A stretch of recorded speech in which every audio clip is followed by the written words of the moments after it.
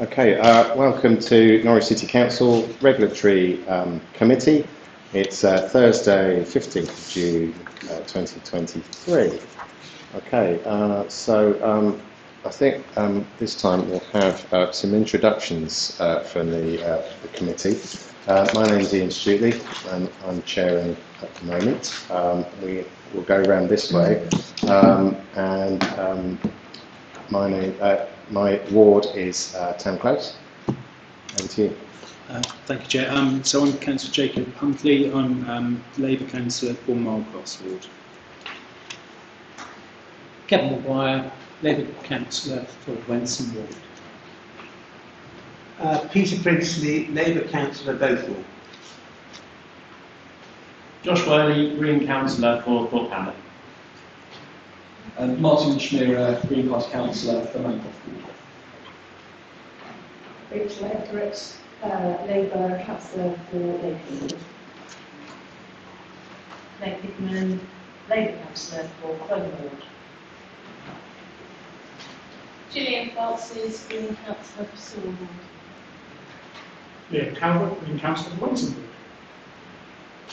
Martin Peake, Green Councillor. Labour Councillor for Wenson Ward. It's worth the instructions for that. Okay, thank you. We'll have officers along this line as well, because you may be asked to interact. David Logan, Solicitor, Emily Logan for County Council. Used to work here, tutored across to the county in 2010. Tiffany Bentley, Licensing Team Leader. Vicky Hawks, Regulatory Services Manager. And I'm Alex Hand, I'm the Committee Officer, so I write down what you're saying. Okay, thank you. And we also have Leona, who's another committee officer, with us. Okay, so apologies, please. Apologies from Councillor Ackroyd, Councillor Catt and Councillor Davis. Okay, and declarations of interest. I'm looking around and there are none. Public questions and petitions, please. None, Chair. Okay, and as I said, I'm the chair, but we need to appoint a vice chair, and I'd like to nominate Councillor Jacob Huntley, please. Seconder? Councillor Maguire, thank you. Any other nominations for vice chair? There are none, so again, you're welcome and congratulations, you're the new vice chair for this civic year. Item 5, statement of licensing policy for sex establishments. The sex establishments policy. So I'll hand over to Tiffany, who's going to present this again, and then we'll have a discussion followed by some further recommendations if members have any. Tiffany, please. So the purpose of the report is for members to consider consulting on the draft statement of licensing policy for sex establishments, sex establishment policy under the Local Government Miscellaneous Provisions Act of 1982. So, into the main body of the report. The Council adopted the relevant part of the Local Government Miscellaneous Provisions Act of 1982 to enable it to license sex establishments which are defined as sexual entertainment venues, sex cinemas and sex shops. No specific requirement under the regulations for the local authority to adopt a sex establishment policy. However, it's considered appropriate to do so to enable the Council to set out its approach for the benefit of operators, to guide and reassure the public and other authorities, ensure transparency, ensure consistency, to guide and focus members of the Regulatory Committee. The current policy was adopted by the Council in June 2020. A number of factors have given rise to the need to review and update the policy before the recommended 5-year review date, arising out of enforcement action, hearings and discussions with licence holders. The draft sex establishment policy sets out the general approach the Council will take when carrying out its regulatory role under the Act. The draft policy is attached as Appendix A to the report. The document is being reviewed by officers working with a solicitor who's a specialist in the licensing of sex establishments.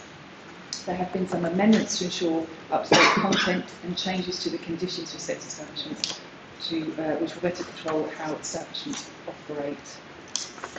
In summary, the amendments and changes include links to legislation supporting documentation having been revised, wording being clarified and updated, for example, showing it's gender neutral.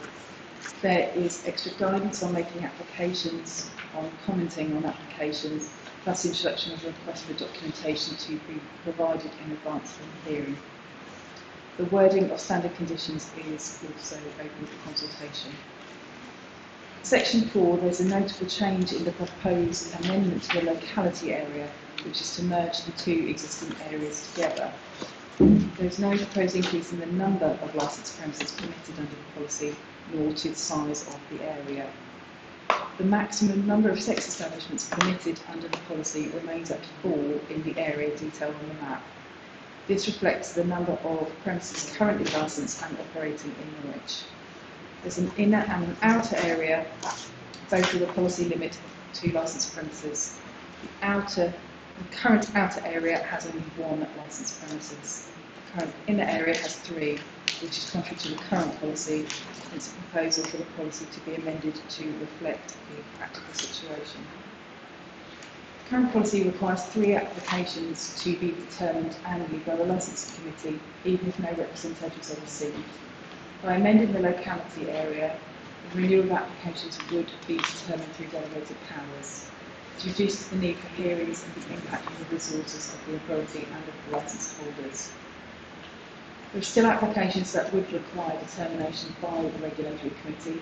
Any application that received valid representation would still be determined by committee. Additionally, if an application was received that would breach the policy number limit, or if there are concerns regarding the characteristics of the locality, then applications could also be determined by committee. Separately, enforcement powers are available from a revocation, prosecution, if a licensed premises reported to be breaching legislation, licence conditions, or if complaints are received. So the options available to members are to provide feedback on the draft sex establishment policy prior to officers publishing the document for consultation, and for the draft statement to return to regulatory committee for consideration and recommendation to council for approval. To continue with the current sex establishment policy, which is not due for review until June 2025. Consultation can take place to ensure any changes to the statement of policy are clear and transparent for businesses, which not all voters and the public. If the committee approves the draft document, the 14-week consultation period from the 19th of June through to the 24th of September this year. There's no statutory consultees, but it's proposed to consult with Mr. Constabulary, people representing the interests of people carrying on, residents carrying on the business of sex establishments in the city, and similarly performers, employed as performers or otherwise in the city. Planning authority, fire, community safety, environmental protection and child protection agencies, interested parties such as residents associations, trade associations and ward councillors. The public consultation, so the policy will be published on the council's consultation page on the website.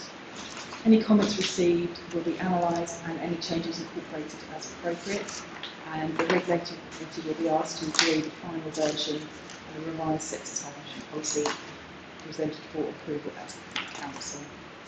So the recommendation is for members to provide feedback on the draft statement of policy and structure of sex establishments prior to officers publishing the document for consultation.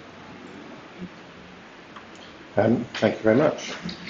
So we're looking at this policy following the SEB hearings that we had earlier this year, and we've also had a number of other hearings since the policy was last put through council. So this came about following a number of issues and questions that were raised, and the committee thought that we should iron out a few of those issues earlier rather than leave it until 2025. So now is an opportunity for us ahead of the consultation, which starts on Monday the 19th. That's 14 weeks. So we are part of that consultation process. So today we can ask some questions, make some recommendations. We can also feed into that consultation as members at any time, and as members of the public as well. So what we'll do is we'll start with the documents as set out from page. Sorry, Chair, I realised you asked me to just give an outline of what we had as well, and I forgot to neglected to. Sorry, Yes, please. Yeah. Sorry, was that Yeah. helpful to give? Please do. So we have currently licensed 4 sex establishment venues. They are, so the overarching is the sex establishment premises. The 4 that we have are all sexual entertainment venues. SEVs is the kind of the shortening of it, which are lap dancing clubs. Is the kind of, the form. There's various other things that are licensed, but at the moment that the 4 premises we have that fall under this legislation are of that type. Okay, thank you. So the other definitions of sex establishments are sex shops and sex cinemas. So just to confirm, we no longer have any sex shops licensed in the city. We don't have any cinemas. Is that correct? Okay, thank you. So the statement starts with the introduction on page 12 of our pack, page 3 of the document. And then runs through some definitions, including the policy document details, the types of sex establishments as we've just mentioned. Does anybody have any questions on this part of the document? No? Okay, thank you. And then the location of the licensed premises. So just to recap, the map on page 15 of the pack, page 6 of the document shows 2 hashed areas, the small one around Prince of Wales Road and a larger area which includes a couple of additional areas outside of the city centre. Currently there is 1 in that larger area and 3 in the smaller area along Prince of Wales Road, and the proposal for a change is to combine the areas into 1 and have a maximum of 4, which reflects the current situation. Are there any questions about how that is set out and anything relating to that, please? Councillor Schmierer, please. Yeah, I've got a question about that. On page 6 of the document, you talk about that the unit area has agreed to contrary to the current policy. Basically this is changing it to reflect the practical situation. As I understand it, there is a premise that this committee had its licence revoked, and it's pending appeal move, so it is still operating. And so it's very much a fluid picture. So I was just wondering that situation may change by the time we come to actually ratifying this. So I was wondering if you could clarify that as a reason, please. Yes. So one premises had its licence revoked in November 2022 and has lodged an appeal against that, which is scheduled to be heard in mid-September. So we've got time at the end of that consultation to take into account anything that may come from that, and that could be kind of recommendations or wording, or that could be as we're kind of alluding to, that the actual number, the continuation of the same number of licensed venues that are in the city. So yes, you're right. It's a situation that's subject to change. Equally, it could be if one was to shut, one was to close. It's a kind of constantly moving situation. They apply annually for their renewals, which tends to be towards the end of the year. They're lodging applications or determinations are towards the end of the year. So yes, there could be changes in the number, but the proposal is to reflect what we had right at the time of writing. And I think it's important to say that the document can be amended as well, so members were reminded to look to change that number, be it up or down. There's always opportunity to go back and make those changes as the sort of setup and the number of licensed premises changes. Thank you.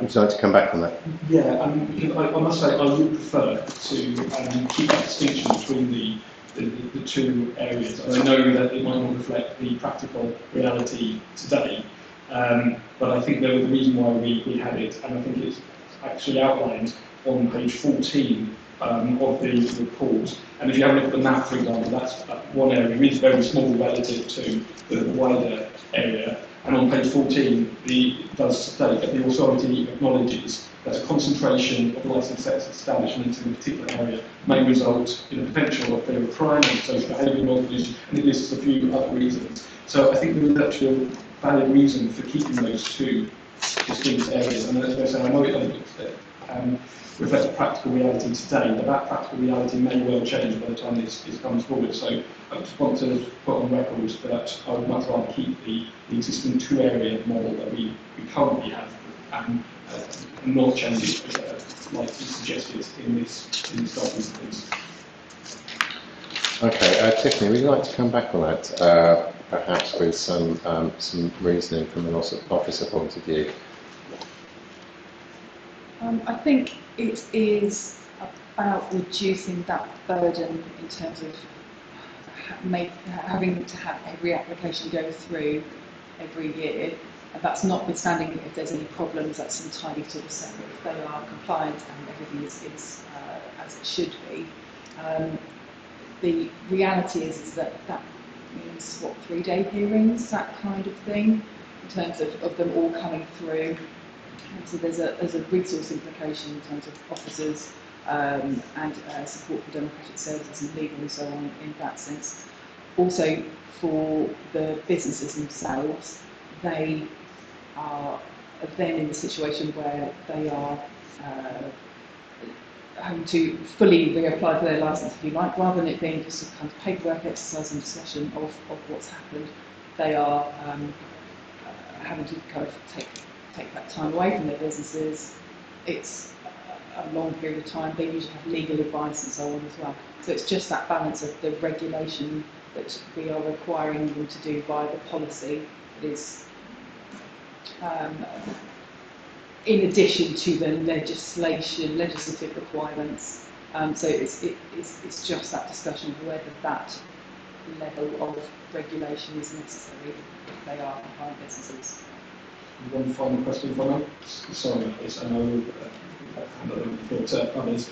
But in point 9 of page 7, you say that by amending the locality area, the renewal of the application will be determined through delegated powers. Could we keep those two localities, but also have delegated officer making the decisions if there aren't any representations? Would that be possible? So we wouldn't then have the resource implication of having a committee meeting annually to do this. It would be on officers if there weren't any representations. There is scope to do that, but it would be constitutional change in terms of the scheme of delegation to let that be delegated to officers. Could be at different level, could be head of service or something like that. Could be an option as well. Okay, Vicky, do you want to come in on this? Just to explain why we have to have the hearings, because it goes against our policy, so anything that's against the policy officers can't determine. It might be that we could have a reduced hearing with the chair of licence and portfolio holder and head of service, but it couldn't be delegated to officers because it's diversion from policy. Okay, so one part of the changes that are being proposed for anybody that didn't quite catch that is that at the moment we have whenever a renewal comes in, we have to have a hearing, and that is part of the policy. The proposal is to change the way that the numbers are set up in order to allow the delegated decision making. I think from a point of view of a committee that has to put in a huge amount of work into the committee hearings and officer time as well, I can see some logic in cutting that time if there are no complaints and there are no issues with a sexual entertainment venue. and that is obviously subject to sufficient enforcement being carried out through the year. So we do need to keep a check. Otherwise, I would be supporting having an annual committee for each of them. I guess from an administrative point of view, this tidies up the current situation, allows us to have that delegated powers, and if anything does change for whatever reason, not necessarily through current revocations, but if anything does change, we can always bring this back, and we will have an opportunity perhaps in November where we, with an extraordinary meeting, where we can discuss this and make changes to that number as a committee then. If the numbers have changed and we as a committee are minded to do that. Alternatively, if there's a more lengthy process, we can change it at any time, subject to the consultation process and jumping through the right hoops at the time. So I think at the moment this seems like a logical step. That can be changed in the future. Any more thoughts on that or any other questions? Councillor Worley, please. Yeah, thank you, Chair. I apologise if this is a bit of back and forth, obviously just trying to get some context. So, so the reason that the establishments in the blue zone need to apply every year is because there's more than the policy states there should be. Okay, so what would the implication be in this instance of increasing the number in the blue area to 3 to fit, so that the policy then fits with the situation, and then we would be able to essentially retain everything as it is, and all we'd be doing is changing the number rather than changing the entire policy? I understand that is something that could be done, and it would be down to the committee. I'd be interested to hear other views on that, and especially officer views on that. I think there was some discussion and some advantage, I think, to restricting it across the city. But again, it's open to debate and noted by the committee. I saw Councillor Maguire first, and then I have Councillor Vincent. Yeah, just two things very quickly. One, I think in principle, anything that reduces officer load, particularly when we've had so many years of austerity and cut back and cut back and cut back, I would support, because there is no change in regulations. We have as much control if we change this number.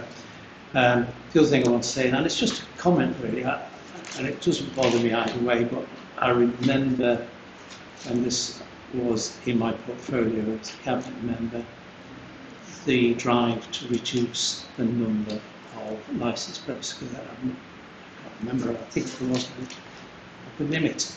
So that's fine. So if we're going to, having gone down, we want to push up again, just bear that in mind. There was an argument in the first place. Okay, thank you. Councillor Prinsley. My question is the question of the number that the authority considers appropriate for that locality, which is on page 13 of 38. Now, how does the authority consider what actually is an appropriate number of these establishments? Does it, for instance, consider the number of public houses that are appropriate? Does it consider the number of betting shops that are appropriate?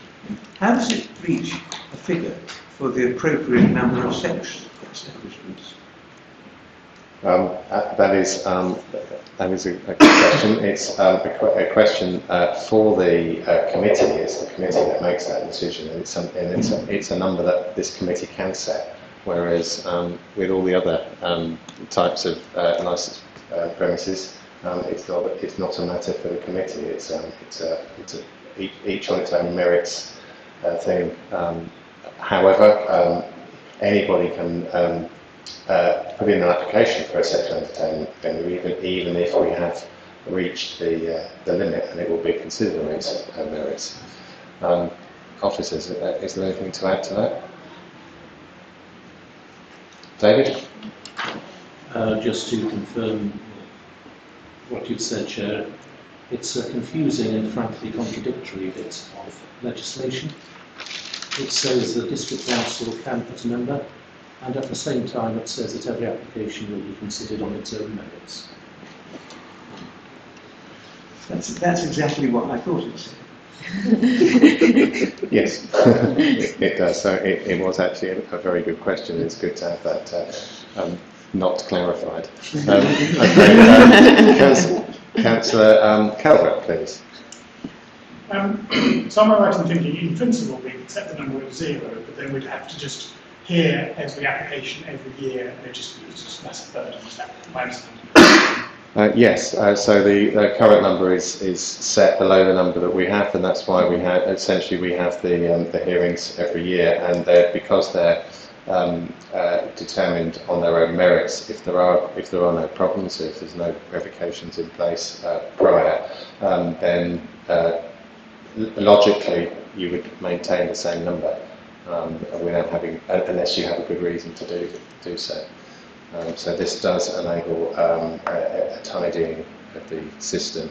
Going back to Councillor Worley's point about maintaining the two separate areas and having changing the number to 3 in that area and 1 elsewhere, how does that work from an officer point of view, please?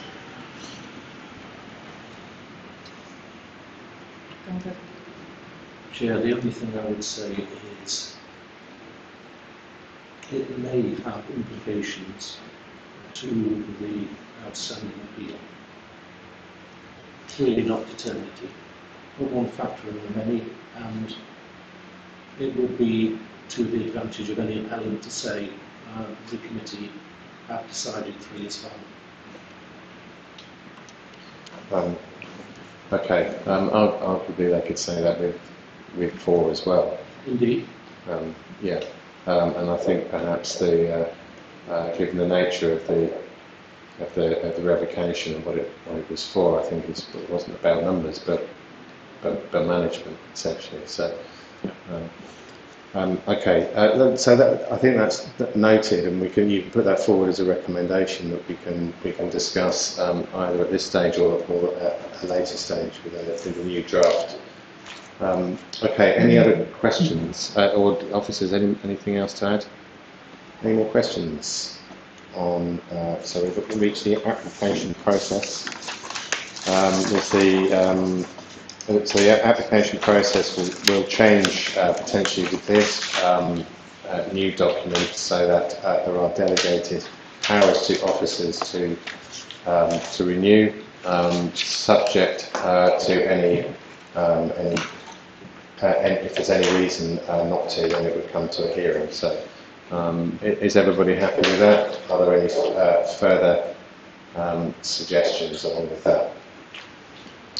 I'm not seeing any. One suggestion I might put forward, just to have an additional level of scrutiny, is that those delegated powers could be combined with the chair and vice chair of this committee in order to enable the committee, at least committee members, to ask questions of officers and ensure that the committee's will is basically determined, and that we can ensure that relevant enforcement has taken place, and certainly visits. Any thoughts on that? Councillor Huntley. Thank you, Chair. I know that's been something that's happened in the past, of having members of the committee speak for the committee to officers. So I think this would perhaps be a good thing to be doing in this circumstance. Any further thoughts on that? Councillor Kidman, please. I think that sounds sensible, because also the chair or vice chair president of those meetings would be able to feed back to the committee and cut down on officer work, because we can talk amongst ourselves as a committee rather than officers having to feed back about anything and decisions that are made. Okay, thank you. Well, I'll put that forward as a recommendation. Okay, any further questions on consultation? Determination of applications. I think we covered some of that in that previous discussion.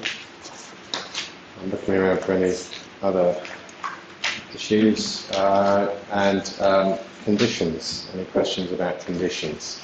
I have a question about conditions, and that is when we had our previous hearings, a number of items came up where there was a disconnect between our policy and conditions that are in place for the sexual entertainment venues that we have now.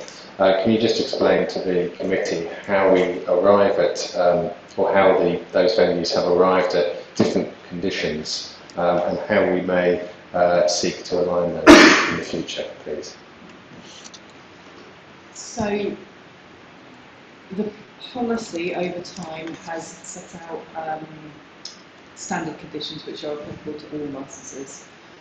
Then, as businesses have changed or requested amendments, they have got different conditions, not full sets, but some are different depending on the premises. So, where they've had an application or a change in the way they're working or something you've requested, they have differently worded conditions.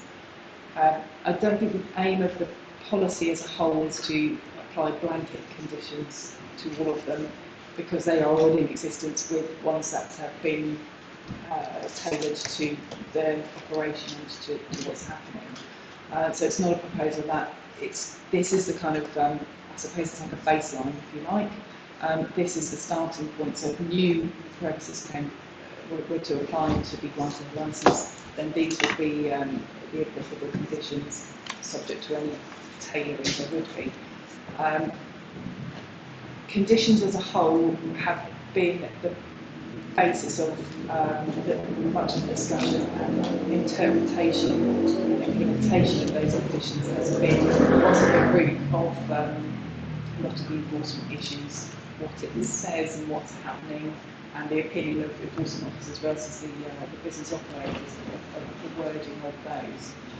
So the process as a whole, with the review of the policy, is looking to open that discussion up in a way with the current licence holders to see if there is a way forward to look at the wording, to review what's currently there.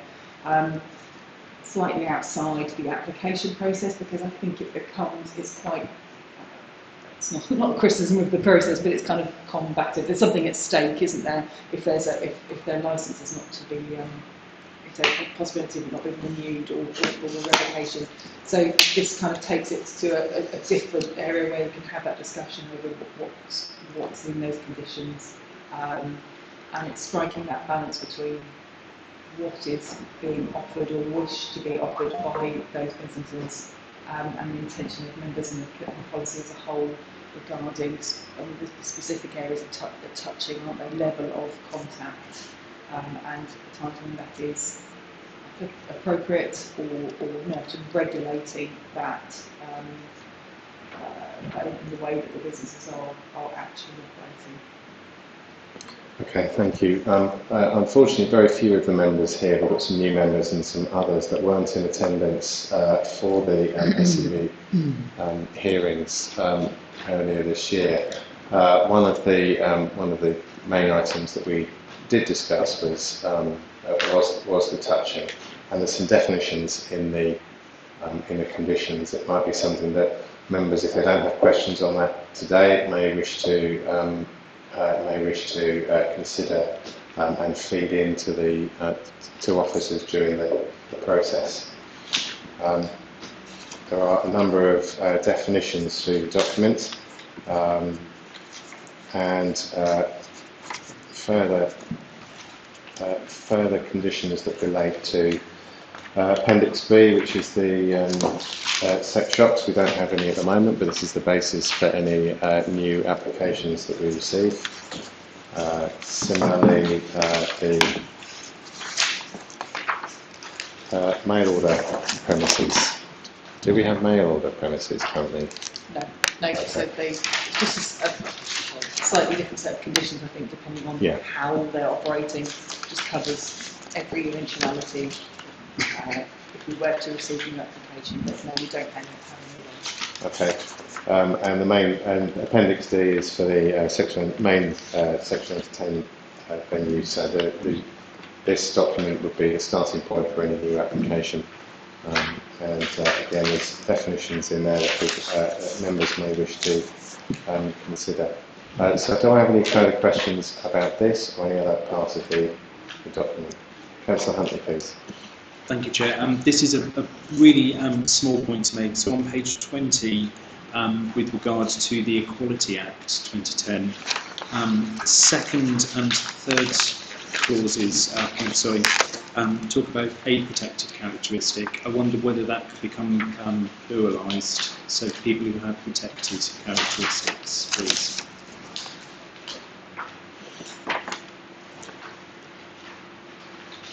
Okay, thank you. And just for members' benefit, page 36 of 38, provision of relevant entertainment is where the relevant part that I was referring to starts, relating to some of the definitions that were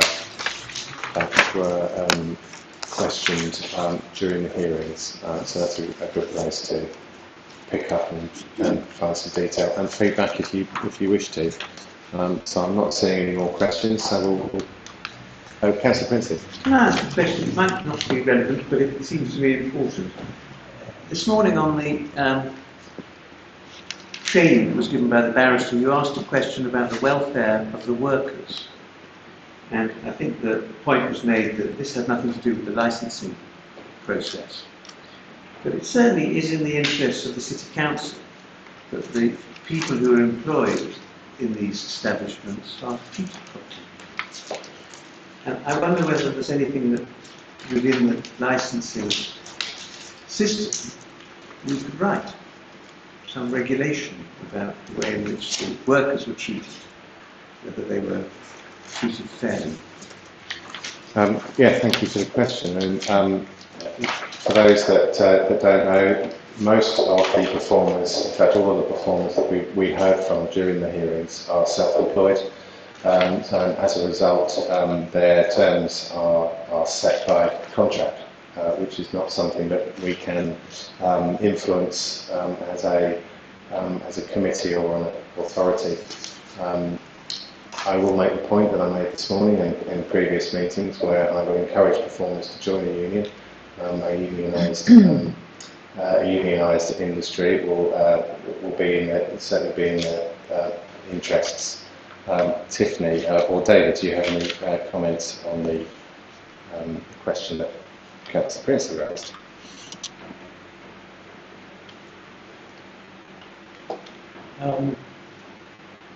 There's already, I suppose, control over working conditions and actions that are acceptable to you and those that are not. So to some extent, whilst relevant to what goes on, as opposed to the individual. You, for example, in 49, performers may not accept any telephone number. 50, performers may not give any telephone number.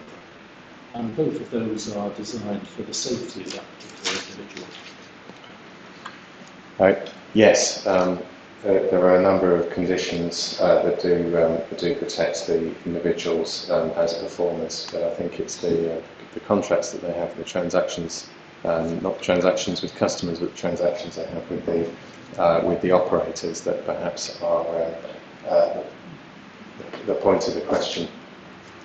Councillor Princey, did you want to come back on that? Not particularly, but there is this general point that this must be a population of workers who are liable to exploitation.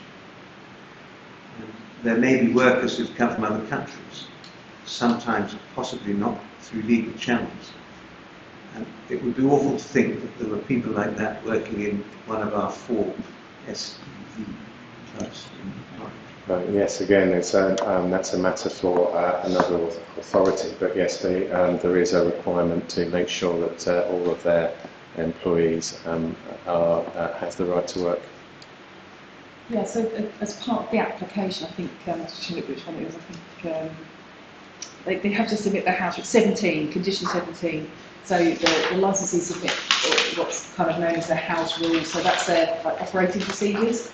So within that is almost entirely every time there is the contract of work, so you can see the agreements that performers are signing up to, not necessarily what, sometimes the kind of commission and structure and that sort of thing is within it, but you can see what they are kind of signing up to on that self-employed basis. As part of that, the other legislation that sits there outside of the licensing legislation, so the right to work checks will still be applicable to those individuals and so on, to the individual operators to make sure that they are carrying out the checks as appropriate. And then in terms of enforcement, quite frequently the visits that take place will be either alongside the police or immigration enforcement that will carry out those checks and respond to any intelligence that they would receive in relation to anything that's like modern slavery or anything like that. So yes, those channels do exist, kind of in parallel or kind of slightly outside of the licensing legislation. So you can see that documentation. How much effect you have upon that is slightly different, but it's there. And I know in the past they have answered questions about it, haven't they? The license holders will say that their arrangements are, and so there's ability to scrutinise it in that sense, because of the requirement to produce the documentation that people are signing up to. Okay, thank you. I've got Councillor Maguire, then Councillor Huntley, but Vicky, did you have something to say on that subject? Thank you. Yeah, so just as part of the conditions, number 13, licensees shall ensure welfare training is provided to a designated person responsible for the welfare of the dancers. I think we need to change that, performers, to include safeguarding health and safety and well-being. So they have to have a designated person within their business to ensure the safeguarding of the performers, and also that they need to keep a record of the names, addresses and date of births of the performers, including details of relevant identity checks. Now this is something that our officers and the police check when they visit the premises on their enforcement inspections. So they have to have somebody there to ensure the safeguarding health, safety and well-being, but they also have to keep a list and a record of all the people that they're employing. Okay, thank you. So there are some reassurances in place, or as a committee we have to be reassured by the work of other authorities and the operators themselves. And it certainly is an industry that's associated with trafficking, but I think we have received some assurance as a committee that those that operate here have measures in place. Okay, Councillor Maguire. Actually, Vicky's made most of the points I wanted to make. I'll just make one further one, and that is self-employed or not, Section 3 of the Health, Safety, Work, etc. 74 still is broad enough to place duties on the employer. Okay, thank you. Unfortunately, not enough to ensure that the performers are guaranteed a minimum wage or minimum income.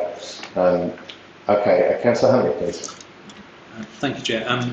It was exactly the Health and Safety at Work Act 1974 that I was going to raise as being something that underpins this statement. I wondered, sorry to put you on the spot, David, I wondered whether there's any other legislation that you think might be beneficial for us to include in regards to this. Us to include, if there's legislation in it and it's applicable, you don't need to include it in a policy, it will take effect. I mean, the anti-slavery, for example, whether or not it's written here will have effect. Ditto any relevant bit to the Health and Safety Work Act. Okay, thank you. Okay, thank you. And again, David, and officers, are you aware of any changes to legislation that might affect either this policy or any updates to the current legislation that are in the process? No. Okay, so okay, Not seeing any other questions, so we'll draw this item to close, except to just confirm recommendations, Yeah. please. So there were two recommendations, the one from Councillor Worley around increasing the blue area by 1. Yep. So that's one that we Should will we take a vote on that? consider. Yeah, we can take a vote on that and see what people think about that. So the vote would be, the question would be, do you wish to revert to? I suppose the recommendation to consider is: does committee want to maintain 2 areas but increase the blue area by 1 to reflect the current position? Yeah.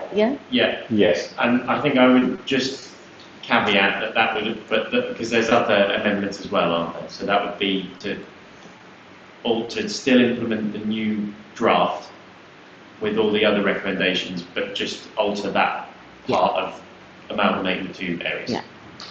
Okay. So not to amalgamate them. That's what you're saying. Not to, yeah. Yeah. Sorry. Yeah, no, that's fine. Okay, for my benefit, can you or Councillor Schmiel just outline your reasoning for that again, please? So, I think I agree with Councillor Schmier, especially being in, a Thorpe Hamlet ward member. It does feel like Prince of Wales Road probably does need special consideration because obviously it is, a hotbed of activity in the nighttime economy. There's lots going on there, so I think it does need its own special kind of set of rules. That said, I wonder whether this might be a simpler solution in terms of reducing office time. Also, it would allow for both of those things to happen. Prince of Wales Road to have its own rules, but also to reduce the need for those 3 premises to reapply every year. Okay, thank you. Vicky? Can I just ask, is the proposal for just the inner area to increase it but not decrease the outer areas, so then we would have a total of 5? Because if you're going to increase one, you have to decrease the other if you just want to keep the 4, which is 2 proposals. Sorry. Okay, so can we just clarify the current proposal, or the current situation is that we have 1 in the outer area, we have 3 in the inner area. Our policy for the inner area is 2. What's the policy for the outer area? 2. Okay, so that's something actually to consider because it would of course enable fresh application to arrive, unless of course we restrict that to 1. So we'd be changing the outer area to 1 and the inner area to 3. The other side of this is that perhaps if there was a whole city approach, there may be fewer in that inner city area as a result of that going forward. So if your real concern is about how many is in that area, perhaps actually having a wider area could work. There's arguments both ways actually. Okay. Does anybody have? David, do you have any thoughts on this? No, Chair, other than what I mentioned previously is completely unquantifiable, very, I think, minor, and frankly shouldn't be a major decision point, if that makes sense. In terms of this vote, the proposed yes, vote. My flag of concern regarding ongoing legal action, I think it will have an effect. The level of effect is unquantifiable, and the likely difference it will make is probably extremely minor, if any. Okay. With that advice, I'm going to suggest that we hold our decision on this for the time being. It's noted. There are arguments both ways, and there'll be an opportunity for everybody to feed into the consultation. Is everyone happy with that, or do you want to have a vote? I'm quite happy to have this come back. Yeah. Okay. But that is noted by the committee. Okay. Any other recommendations? You had one about adding the vice chair and the chair to delegation with officers. Yeah, so this is something that we do with the outside seating areas, and that was brought in as a new option for licensed premises, and initially it was added to the policy through COVID, and has become a permanent arrangement. And it seems to work quite well, but it does enable me to have a look at applications that come in and flag up anything that I think would come up in a committee, and also from a objector's point of view, given that we represent individuals in our ward. So that's something I'd like to recommend, and we can have a vote on that now, because I don't think that will affect anything. So is everyone happy with that? Essentially adding delegated powers to chair and or vice chair. Tiffany? I suppose the only thing to think about there is if there was then a rejection or a refusal at that point, How you'd be tainted. how we would manage that. So if there was an objection by the chair or vice chair at that stage? Yeah, we need some clarity on that. Because obviously, with the pavement licensing situation, that was brought in because there's insufficient time to hold a hearing. Yes, it's about timescales. It's about timescales, so it's not possible to do that. Whereas in this situation, it is in theory possible to convene that hearing to allow the applicant to talk directly to the decision maker. Yeah. So, Thinking out loud, two-stage, if there's going to be a minded to refuse, it goes to committee. yeah, and that's fine. It's just having that agreement and that kind of set out policy how that will happen, which the policy document is the thing to set that out in as well, so it's clear and transparent. Yes, so it would be my intention as current chair to look at to look and read the documentation, and essentially either agree with your assessment or come up with some questions to establish further details if I thought there were any details required. So, for example, if there hadn't been any enforcement through the year, or hadn't been any visits through the year, that might be a reason to question automatically providing the licence or licences. I mean, you could put that in the policy. That could be written into the policy. Yeah, that it could actually be written into the policy that we need to have some. That's another recommendation, isn't it? No, Thank you, Alex. I'm going to make word if you'd like to see that first. It's not necessarily immediately today, is it? Yeah. So. I'd like that perhaps to be added to a further draft. Please. Any comments or questions? Councillor? Thank you, Chair. That does sound a good suggestion, actually. We do have the precedent of how that's worked before and it's been successful, so I think it could be helpful here. So the recommendation is to work up some wording around that then? Yes, again, and we don't necessarily need to vote on that today, so yeah, makes that easier, doesn't it? Okay, I've not seen anything here, so we'll draw this item to close. Councillor Samira. Sorry, Chair, just to basically put on record that I would much rather still keep with the existing policy, which I know does mean that officers have potentially more work, but I mean, it is written here that these proposals in this report would not reduce or increase resources. And that's on page 8 or 62.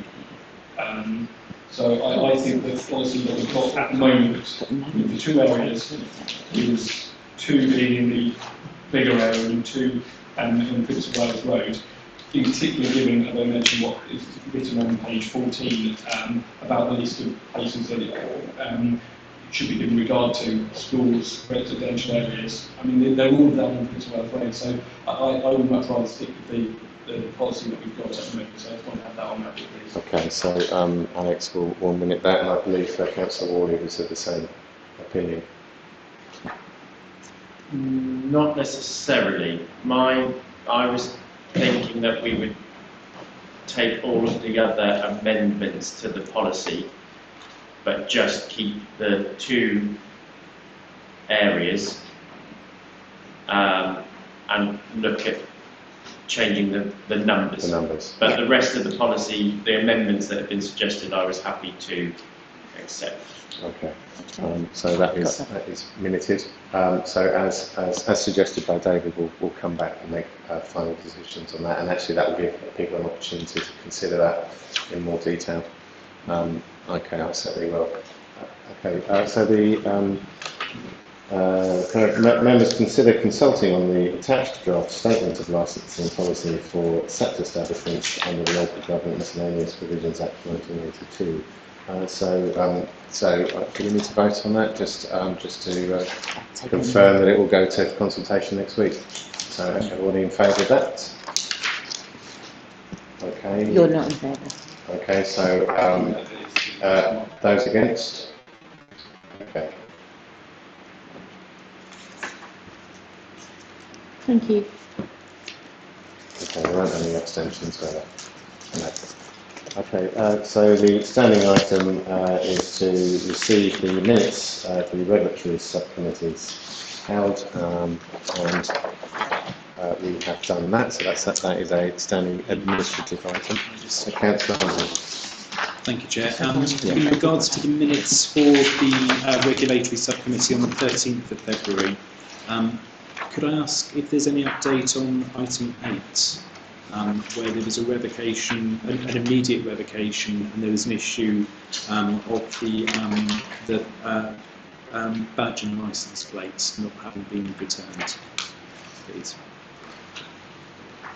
Yes, I just checking with the enforcement officers earlier. So the gentleman concerned no longer lives at the address that we have on record. We understand that he has moved out of the area. The vehicle, we haven't had anything back. The vehicle has got, we've been in contact with the police, so it's got a marker on it, so if it does appear, it can be stopped to check that technically the vehicle itself is still licensed as compliant as a hackney carriage. It's just the offence would therefore be if the gentleman was driving it. So, yeah, so we understand he is not living in the area at the moment. The location of the vehicle is not known, but so far with those markers on, we have not had it reported to us by the police that it's under detention. It looks like a taxi as well. It is an E7, I think, so it clearly, identifiable. It is one like that. But the enforcement officer, just speaking to him earlier, with the information he may do a little more digging. It's been reported by other drivers as to where the location of this person, so we will continue to follow it up. But at the moment, it is with a marker, an ANPR marker on the vehicle to be stopped if this comes. Okay, thank you for that update. I assume if it's got a marker on it, wherever it is, even if we're not sure where it is, it can be picked up by anybody's. Also, the system is that. Okay, thank you. The last thing is to draw everybody's attention to the regulatory subcommittees for the civic year. I think everyone's got a sheet with the dates written on them. Can you make a note of those, please? And any that you know that you're not able to attend, can you try to first of all inform officers and also try to find a sub from the rest of the committee, please. Okay, any further comments or questions? If not, I'll draw the meeting to a close and thank everybody and officers in particular for your time today.